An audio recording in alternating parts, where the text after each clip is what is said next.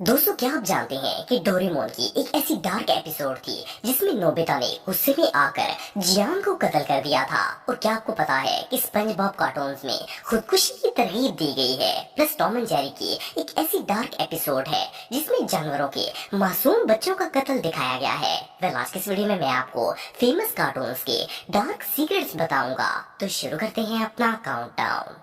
Sponge Bob. दोस्तों, ये cartoons न सिर्फ बच्चों बल्कि बड़ों के भी फेवरेट माने जाते हैं। वैसे तो स्पंज बॉब की सारी एपिसोड्स काफी इंटरटेनिंग होती हैं, लेकिन 2012 में इन कार्टून्स की एक ऐसी एपिसोड रिलीज हुई थी जिसे देखकर बच्चे तो क्या, बड़े लोगों का भी जहन खराब हो जाएगा।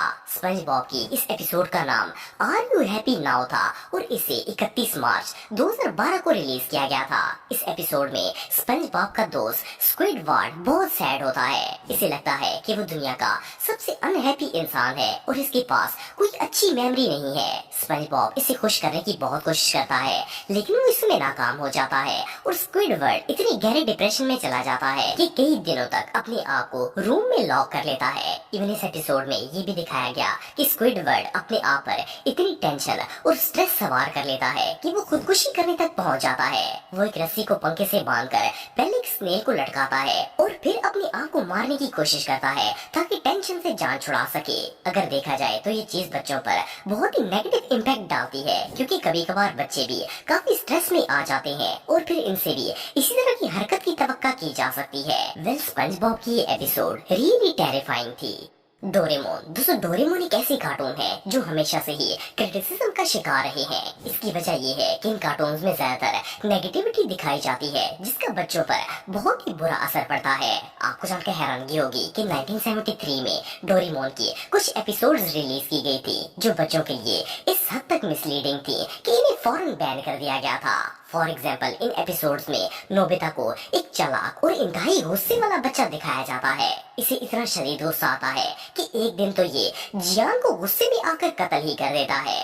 सिर्फ इतना ही नहीं, बल्कि डोरेमोन जो कि एक एलियन रोबोट होता है और इसके पास बहुत सारे गैजेट्स होते हैं, लेकिन इस सीरीज में डोरेमोन इतना बेवकूफ होता है कि इसे इन गैजेट्स को यूज करना नहीं आता और वो हर किसी का नुकसान करता है। मोरओवर, कुछ एपिसोड्स में तो डोरेमोन और नोबिता इतनी डरावनी आवाजें निकालते हैं कि इन्हें सुनकर बच्चे डर जाते हैं। ये सब चीजें बच्चों के लिए इतनी नेगेटिव और मिसलीडिंग थी कि ये सीरीज बंद कर दी गई थी। बाद में इन कार्टून्स में बहुत सारी चेंजिंग्स की गई और दोबारा से इनकी टेलीकास्ट शुरू हुई थी। Tom and Jerry. दोस्तों, दुनिया में शायद ही कोई ऐसा बच्चा होगा जिसने टॉम एंड जेरी कार्टून्स ना देखी हो।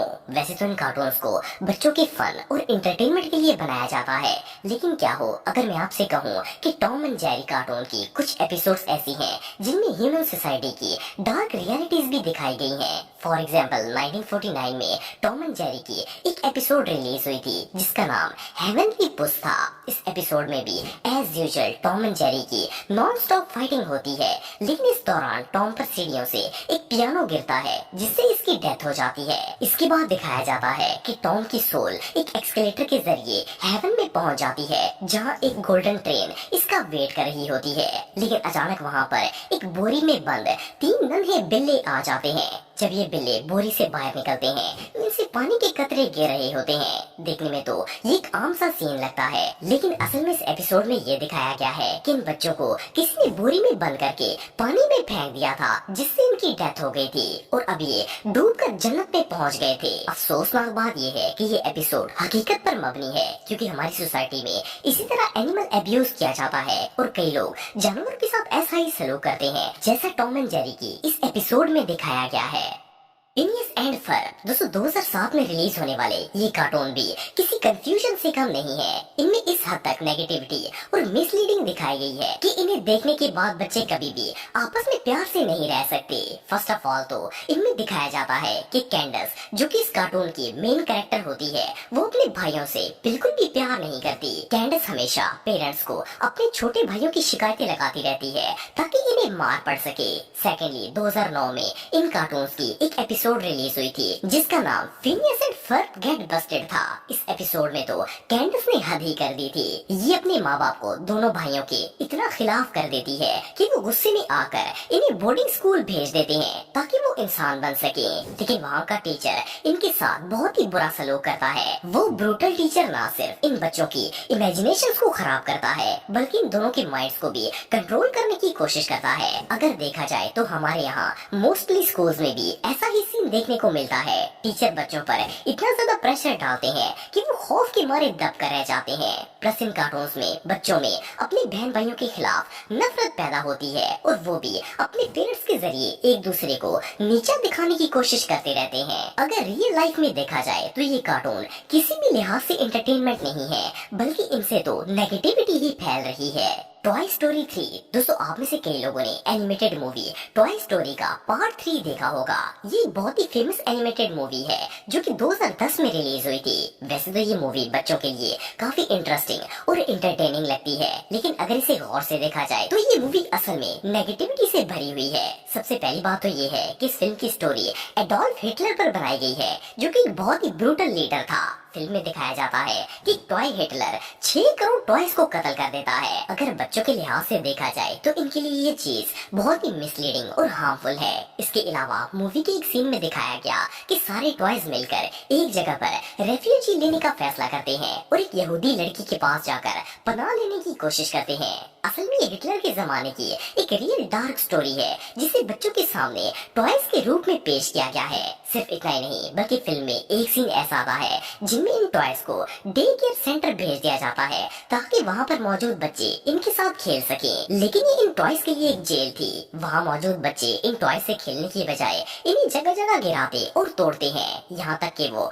बुरी तरह डैमेज हो जाते हैं। At the and in toys को डस्टबिन में फेंक दिया जाता है और फिर इन्हें आग में डालने के लिए भेज दिया जाता है। बहरहाल जो भी हो, मूवी के ये सीन्स रियली बहुत एनोइंग थे।